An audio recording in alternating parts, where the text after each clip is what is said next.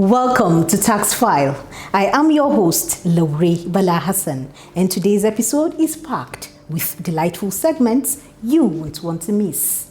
We are starting off with a roundup of the latest tax news, keeping you informed on all key developments.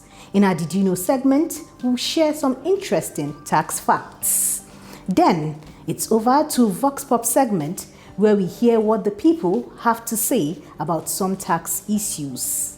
In the Knowledge Zone, we'll dive deeper into your opinions and unpack the details.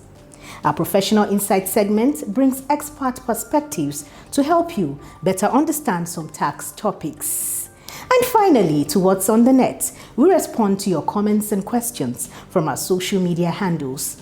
It's going to be an insightful ride. Let's get started.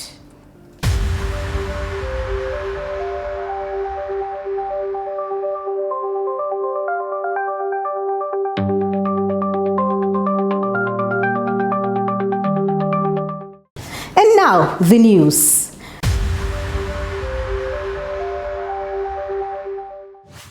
Governor Seyi Makinde has urged Nigerian tax authorities to balance enforcement with a strategic understanding of the informal sector to widen the tax net without overburdening citizens. Speaking at the 157th Joint Tax Board JTB meeting in Ibadan, he cited Oyo State's success through mass tax education, simplified processes, and linking tax compliance to incentives such as access to credit and jobs. Aisha Abdul Qadir has that report.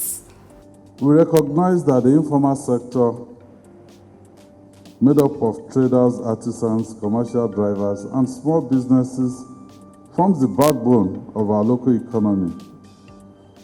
Historically undertaxed, this segment has now become a focus of strategic action. Echoing this view, the Executive Chairman of FIRS and JTB Chair Dr. Zach Adedeji called for innovative approaches to formalize informal sector operations. He emphasized integrating informal businesses into a structured system to enhance equitable tax administration. The Joint Tax Board is a national and inclusive family, being the umbrella body for tax administration in the country, and it is a critical player in Nigeria's tax system. It's charged with the mandate of promoting and ensuring uniformity, harmony, and efficiency in personal income tax administration, while providing advice on general tax matters to all tiers of government. He disclosed that the JTB is transitioning into the Joint Revenue Board with expanded responsibilities under the soon-to-be signed JRB Establishment Bill. The Federal Inland Revenue Service, FIRS, is strengthening ties with the Nigerian Armed Forces in a strategic move to boost tax compliance and improve revenue generation. During a meeting at the Defense Headquarters in Abuja, FIRS, through its Intergovernmental Relations Department, IGRD, emphasized the direct link between national security and effective tax collection. Saama Chido reports. The director IGRD, Dr. Umaru Idris Ahmed, highlighted the unit's role in promoting the service image and fostering interagency cooperation. He noted that the insecurity significantly hampers revenue collection, making collaboration with the military essential to achieving FIRS national mandate. Chief of Defense Staff General C.G. Musa reaffirmed the military's commitment to supporting FIRS, stressing that taxation underpins the operations of the armed forces. He praised the agency's progress under the leadership of Executive Chairman Dr. Zach Adedeji. Meanwhile, the Federal Inland Revenue Service, FIRS, has formally inducted a new group of staff members as part of its continuing institutional reforms aimed at transforming Nigeria's tax administration system. The induction ceremony, which took place recently in Abuja, represents a milestone in the service's renewed commitment to transparency, excellence, and innovation. Give me a great pleasure to warmly welcome each of you into the Federal Inland Revenue Service. Today does not simply mark the commencement of your employment. Rather, it signals the beginning of a profound personal and national journey. Wherever you start does not mean where you end. What we are looking for is where you can deliver value to the service that has given you this opportunity to join us. This is a very serious organization because it is our responsibility to assess, to collect, and to account for taxes due to the federal government. This recruitment process was not merely about filling vacancies. It was a deliberate step towards building institutional resilience and preparing the service for the future. We were looking not just at your qualification on paper, but for individuals with the right mindset, the right value, and the hunger to serve this country with distinction. And that concludes the news. Let's now join Mariam on the Vox Pop segment.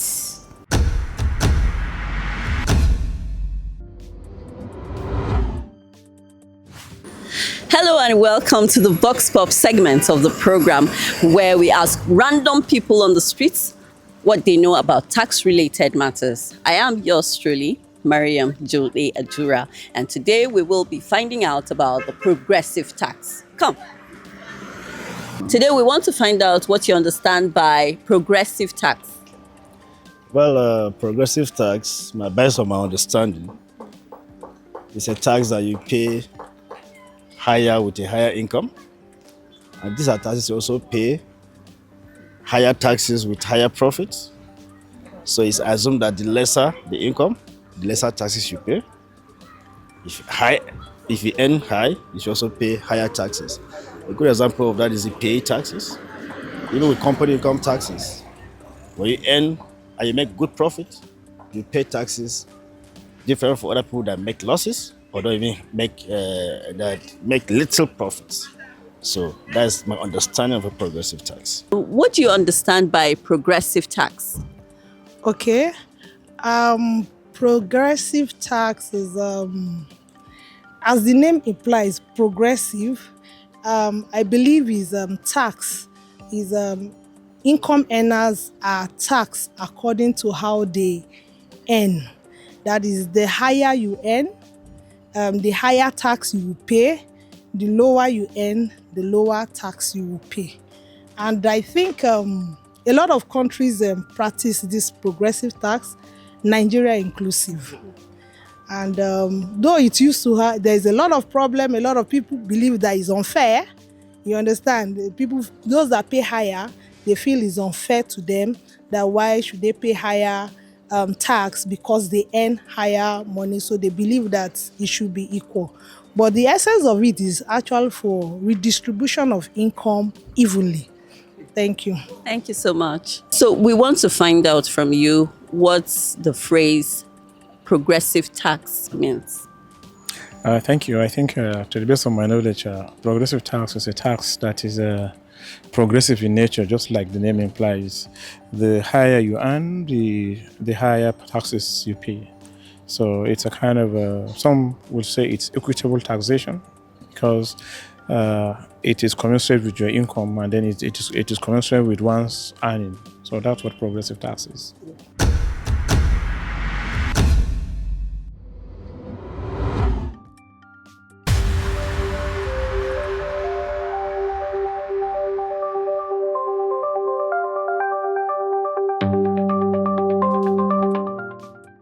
Did you know that the more you earn, the higher your tax on the pay-as-you-earn regime?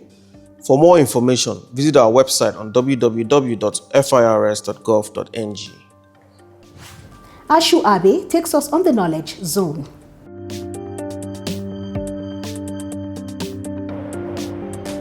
Hello and welcome to Knowledge Zone, where we give more insight to the conversations we had on the streets. I'm your host, Ashu Abe. In this episode, we'll be talking about progressive tax. What is progressive tax? Progressive tax involves a tax rate that increases or progresses as taxable income increases. It imposes a lower tax rate on low-income earners and a higher rate on those with higher income. This is usually achieved by creating tax brackets that group taxpayers by income range. The rationale for progressive tax is that a flat percentage on all income will place a disappropriate burden on people with low incomes. The amount owed might be smaller, but the effect on their real spending power will be much greater. In summary, the more you earn, the higher your tax. Over to you, Laurie.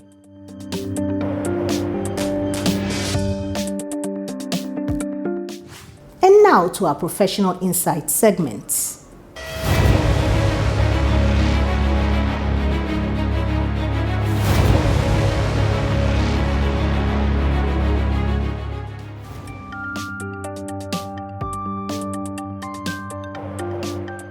Every economy have different fiscal policies that they use in trying to shore up domestic revenue mobilization. And one of such fiscal policies are through granting of incentives. And so when you grant incentive, there are things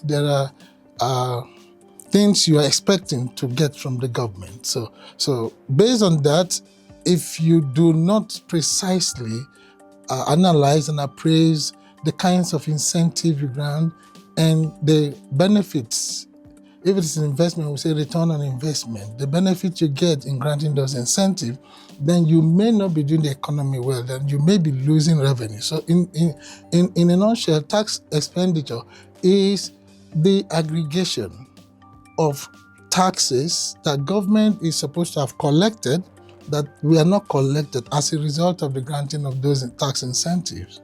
And so that is exactly, some people call it off-budget expenditure, some people call it revenue losses, but for us, we don't see it as revenue losses because you grant incentive to get some economic gain, so it's not a revenue loss. What we do in the tax expenditure management is to articulate and aggregate, analyze and appraise all the tax incentives that are being granted in terms of tax expenditure in an annual basis. So that's what we do in the FRS for now.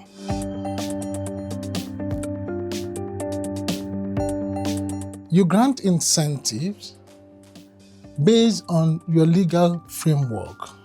It's different from someone not paying taxes. You are not paying taxes because it is backed by your legal framework. So the process is you first do what we call benchmarking. You try to identify all the legal frameworks that has to do with tax incentives. So when you have identified all those legal frameworks, what we call benchmarking, you put a benchmark system. For instance now, if we want to look at the VAT, we want to say, what is the benchmark for VAT? And we say, okay, that is 7.5. As of today, it's 7.5. For what kind of products? For what kind of consumption goods? So you do that benchmarking, then from there, you now translate that benchmarking into a reporting process. One, you must be articulate in tax management, tax operations. Tax expenditure is not, it's an operational office. It's not a policy office, it's not a statistical office. You must have articulate knowledge of taxes. So when you get your data and then you now put it in a matrix, because you must have a module that you will use now to calculate the holistic figures that government have given out for a particular period, most especially maybe for 12 months, or for 6 months, depending on the requirement. So that is a process. So for FRS now, what we do is that we get this data using a hybrid mechanism because we still feel that there is still not high political and administrative momentum when it comes to tax expenditure as it regards to FRS. So we are using this hybrid method. What is the hybrid method? Collecting data from the tax files and collecting data from the tax formats. For instance, if it is a CIT information, we try to benchmark it with maybe 30% or 20%, depending on the threshold. So we now use that to calculate how much is government losing or how much have government granted. So that is the process of what we do when we do calculate tax expenditure. We came on board as tax expenditure management some 3 years ago the plan was for us to automate the process. Now, but the difficulty we had was that it is not too good to have two ICT solutions in an organization. So tax promise was already there, it's already there. So trying to incorporate all these things into tax promise has been the problem. But by all indication, automation would have been the most seamless way for getting this information. But for now, we still use the hybrid system.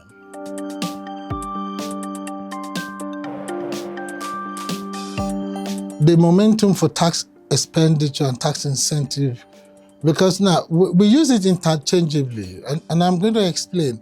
You cannot isolate the two, because there can't be any tax expenditure without a tax incentive.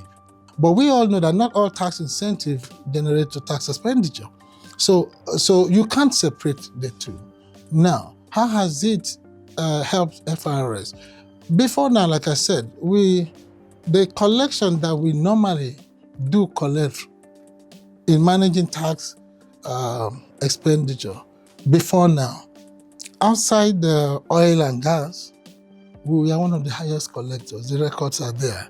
We do collect, sometimes when I tell my superiors that we collect so amount of money under tax expenditure, tax incentive, we wonder, but we thought this is a sector whereby you are giving out grants.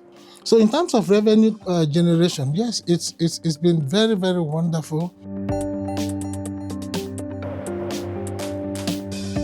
Years back when McKinsey came to do some rebasing, that was a long time ago when I was at Pioneer, they came with this impression, that they have the mindset that there are so much abuses of tax incentive. And so they just wanted me to highlight the abuses. And I said, no, it doesn't work that way. It is not all about abuses.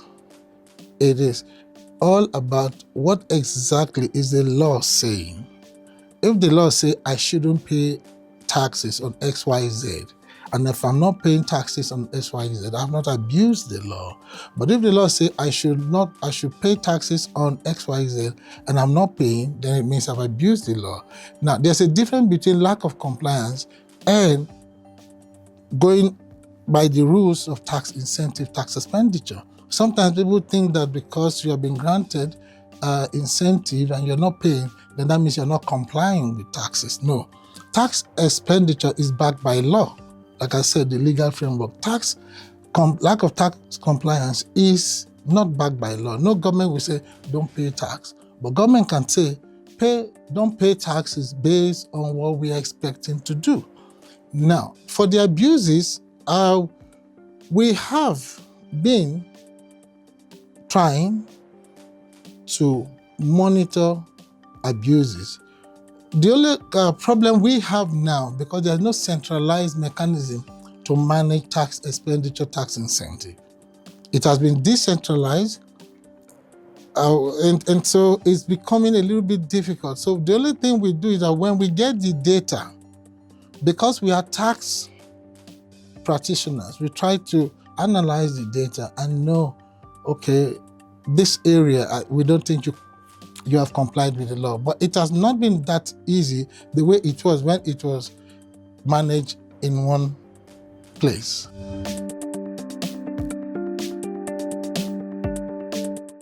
Yeah, the challenges, like we said, is first trying to identify, because we are not just reporting tax expenditure for FIRS, we are reporting tax expenditure for the whole of Nigeria.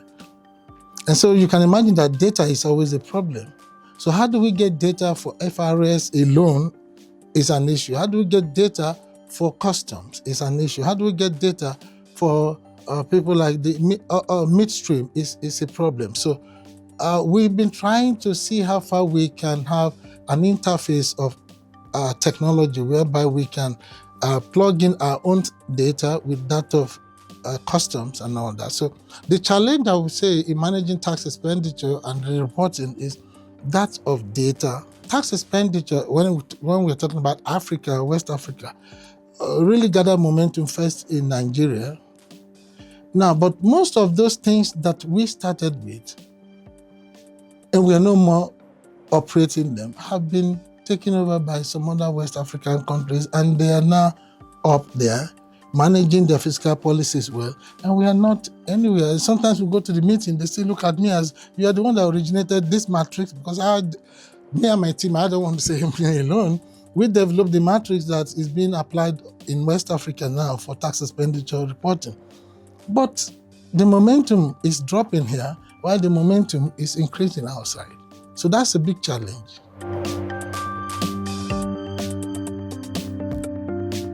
We've been able to develop the matrix for tax expenditure reporting, which have been adopted by the whole ECOWAS member states for now. And with that, we have also been able to produce a tax expenditure report for Nigeria for 2021. When I say, we produced for 2021, some people say, so what about 2022, 2023? Does it mean that you're not doing anything? No, it's not so. We produced tax expenditure report for Nigeria 2021. We've been producing tax expenditure report for the FIRS on a preceding year basis, and also trying to develop the benchmark system, which is a very difficult thing, the benchmark system. Well, now, you can see that we have a 25 million naira threshold for companies not to file taxes. That's a very big gamut. So we've been able to develop something that we can use to put those ones into our reporting line. Over now to SWAT for what's on the net.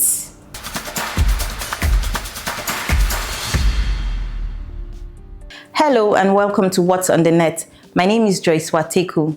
At Abosade_Ola_1 is asking, while trying to apply for TIN on Tax Promax website, I noticed that the email and phone number displayed weren't mine, which indirectly means I won't be able to get the code. How do I get this resolved ASAP so I can get this TIN? Update your CAC details and complete TIN registration. If you are not receiving the OTP needed to finish your TIN registration, your phone number or email on the CAC portal may be incorrect. To fix this, log into the CAC portal or visit their office. Update your phone number and email address. Once corrected, the OTP will be sent to you so that you can complete the registration. Accurate contact details are key to a smooth TIN process. At Batet1 is asking, hello, why is the JTB portal registration for individuals not working? Many individuals have reported challenges registering for a tax identification number, TIN, on the Joint Tax Board JTB portal. The issues are often due to incomplete system integration between JTB and FIRS, high traffic or technical glitches on the portal, delayed processing, sometimes taking up to 4 weeks, incorrect or mismatched personal details like BVN, NIN, or date of birth, browsers compatibility issues in some cases. Users are advised to double-check their details, try off-peak hours, switch browsers, or follow up to the nearest FIRS office. For urgent cases, JTP support can be contacted via phone or email. Handing you back to Laurie.